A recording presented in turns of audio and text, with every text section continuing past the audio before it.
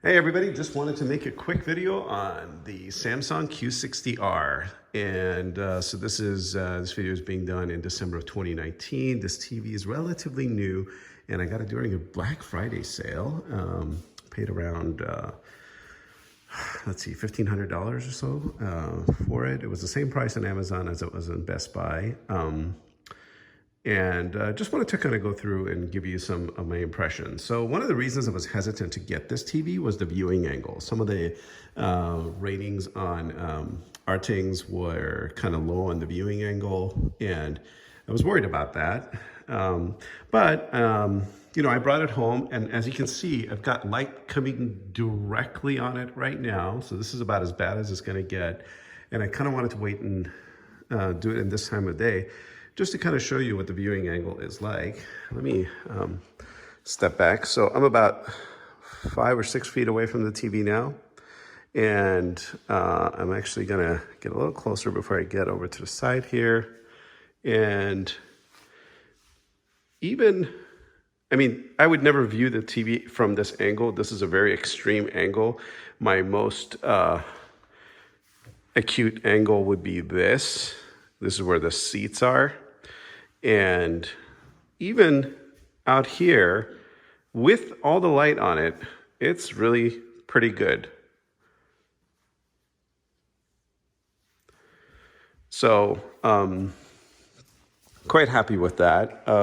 Wanted to focus on the things you can't really see through your kind of looking at the specs on this TV, because you know how many HDMI ports and things like that it has. But, you know, one of the biggest pleasant surprises has been that typically I have a Chromecast and an Apple TV and maybe a DVR or whatever it is that I'm going to connect to this TV, and then I need like a an amp with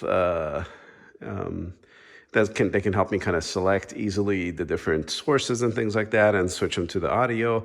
But with this TV, the most pleasant thing has been that it's got all of these great apps kind of built in. So I've got my Netflix right here, Prime Video, Hulu, and Apple TV. And that was kind of the crazy one. I didn't realize that you could build an Apple TV into a TV. I thought you always had to have your stream top device. And this Apple TV seems to be able to do anything that my Apple TV can do, just about, from a streaming standpoint. Obviously, you can't install the Apple apps on this Apple TV app, but it's good enough for everything I need it for. So, and it's got this really small, thin remote. And initially, I was like, oh, no, not one of these remotes, you know, not one of these dumb remotes that can't do anything. But this remote is actually quite good. One of the things I really love about it is the voice recognition on it works really, really well. Like, check this out. Let's do, okay. Search YouTube for Samsung Q60R reviews.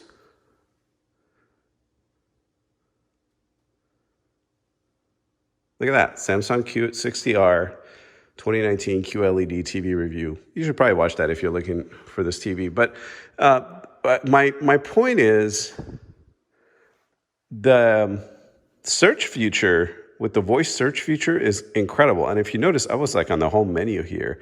I wasn't even inside the YouTube app. So it opened YouTube, did the search, and brought it up. I actually think that's quite amazing how well it does it. In fact, it does it really, really well, even with words that are not typically easy to understand. So let's see. Search Apple TV for morning show. All right, so that didn't quite search Apple TV. It's actually still searching YouTube. So let's see if we can get out completely. Okay, so now we're outside. Let's see. Search Apple TV for morning show. Here are 3 choices. Yeah, look at that. The morning show on Apple TV shows up. So it's searching all of those different apps for different things. So let's try this. This is my Sonos screen, by the way. That's a whole different video. But let's do this other thing. Let's search Netflix for something. So search Netflix for Tom Segura. Yeah, that's the completely normal on Netflix. So let's see if it's really on Netflix if I click watch Which this. one do you want? Oh, wow, look at this. You can do it on two different apps here. So I didn't realize. It didn't search Netflix, because I'm pretty sure on Netflix you can see some Tom Segura stuff. So if I were to go to Netflix,